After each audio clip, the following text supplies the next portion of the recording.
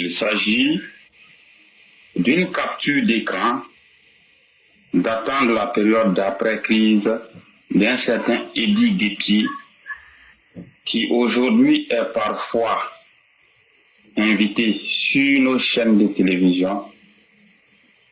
Et qu'est-ce qu'on constate?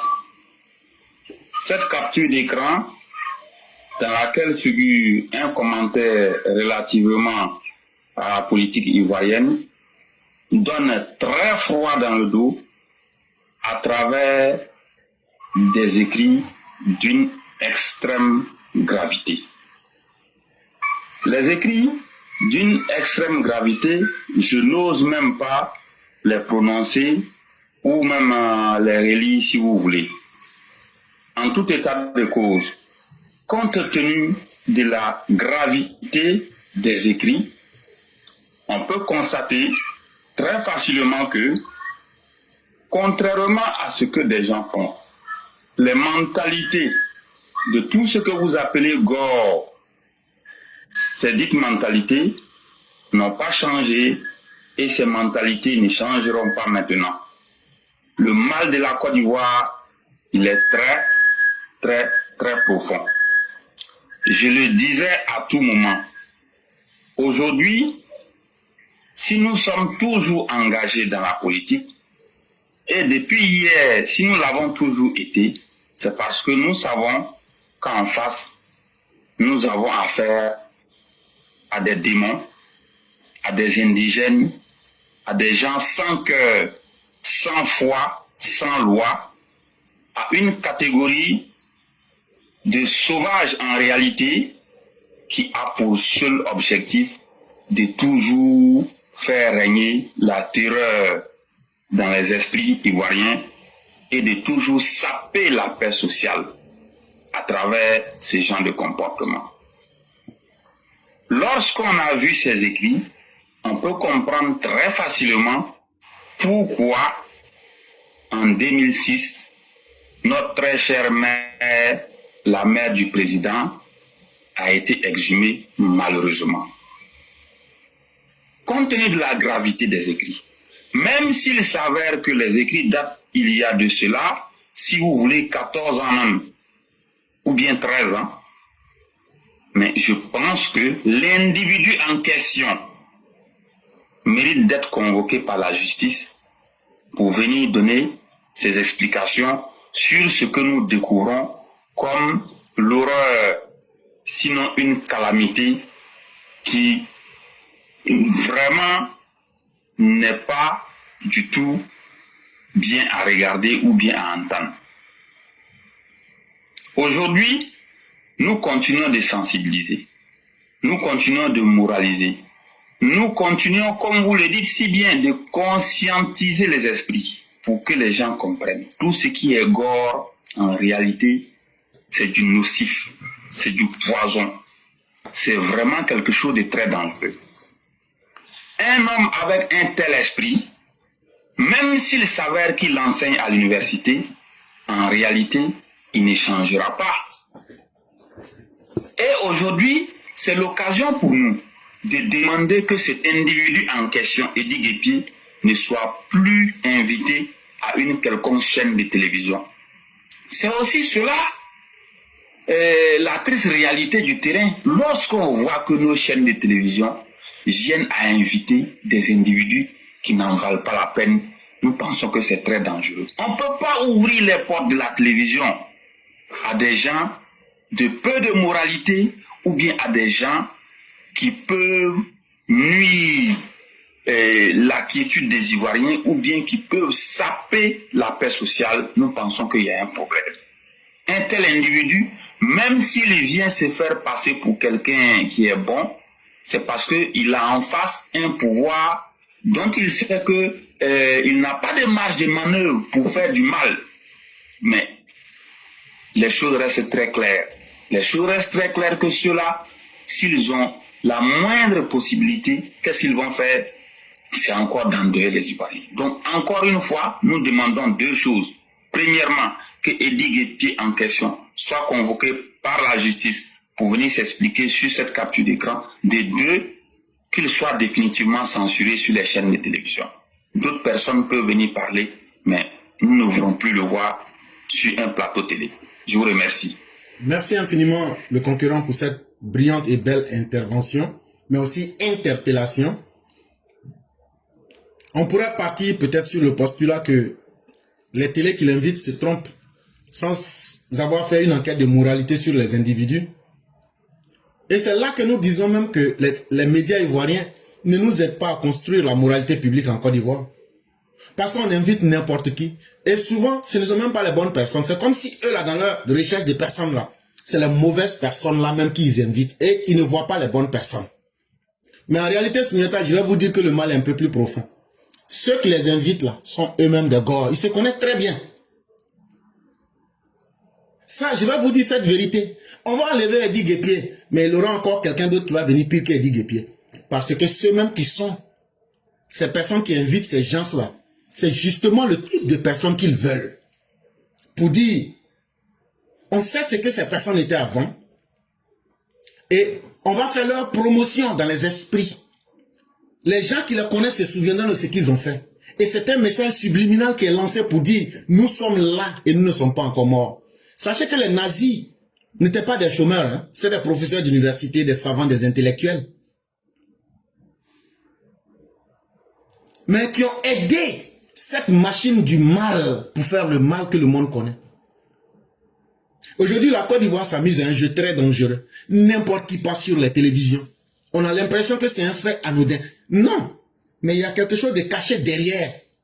C'est qu'il y a toute une machine de la haine qui est là. Ça se trouve dans les journalistes. Ça se trouve dans ceux qui animent les médias. Ça se trouve dans ceux qui sélectionnent ces personnes.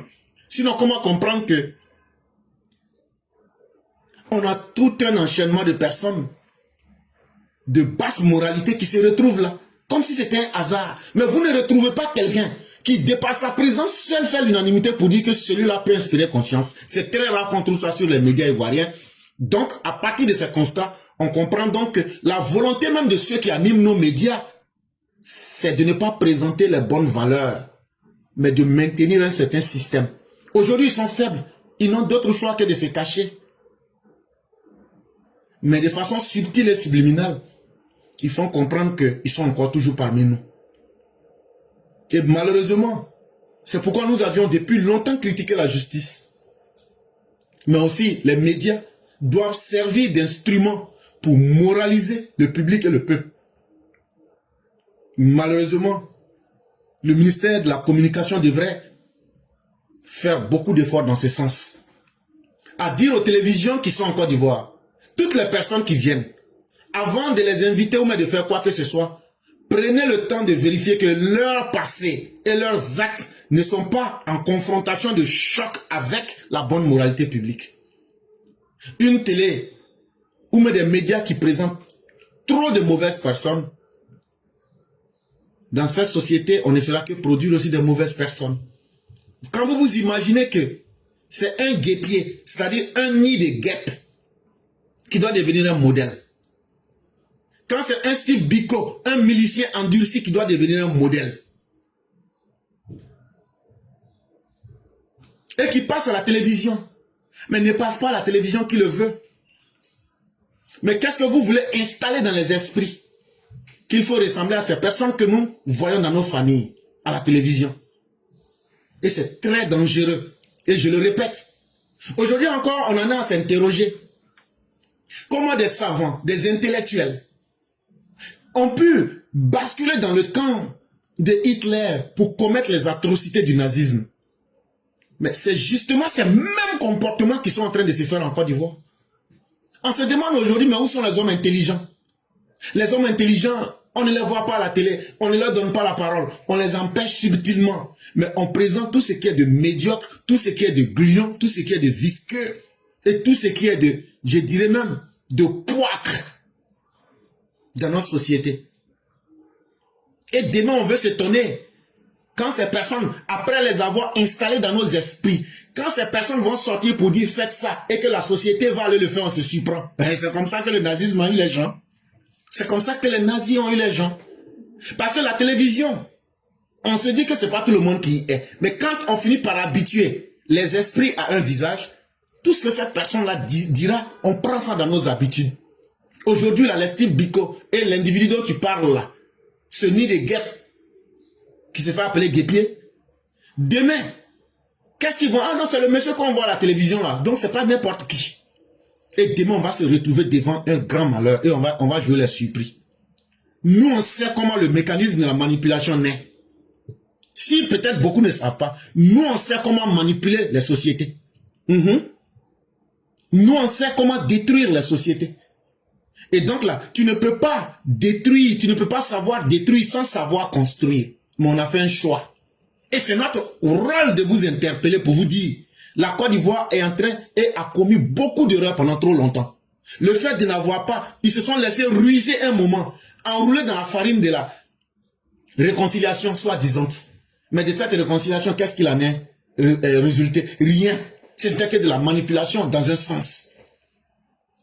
Jusqu'à ce que le gouvernement lui-même voit les limites. On a parlé de la justice. Aujourd'hui, vous avez vu les limites de la justice. Ça fait beaucoup longtemps, on vous parle des médias. Mais vous négligez. Dans les médias, aujourd'hui, il y a beaucoup de nazis tropicaux qui sont là-dedans. Et de par leur simple présence, c'est un signal pour dire à leurs partisans, le serpent n'est pas encore mort, nous sommes là. Et de façon subtile, nous sommes dans le système. Et nous sommes là, comptez sur nous. Et ça pourrait paraître bizarre, mais même l'homme le plus simple, même ceux qui font la sélection de ces personnes sont des nazis. Parce qu'ils savent, eux, ils savent à qui ils ont affaire. Et ils savent le message qu'ils veulent faire passer. Mais il aurait fallu que ce soit le régime RHDP qui permette à n'importe qui d'être là. Mais un pays qui permet à n'importe qui d'avoir accès aux consciences publiques est un pays aussi qui permet qu'on puisse abuser de la conscience de ce peuple. Et ça, il faudrait que le régime RHDP fasse beaucoup attention à ce niveau-là aussi. Et vraiment, merci beaucoup le concurrent. Quand tu regardes la qualité même des personnes invitées, ou même la méthode même, des gens peuvent venir mentir, et il n'y a rien en face pour leur dire ce que tu as dit est faux. Mais où est l'éducation qu'on donne au peuple? Ça veut dire que tout le monde a le droit au mensonge. On n'a pas dit que quelqu'un n'a pas le droit de s'exprimer. Mais quand tu t'exprimes que ce que tu as faux, ce que tu dis est faux, la responsabilité pour la télé en question doit être de dire ce que tu dis n'est pas vrai, devant tout le monde et à l'instant.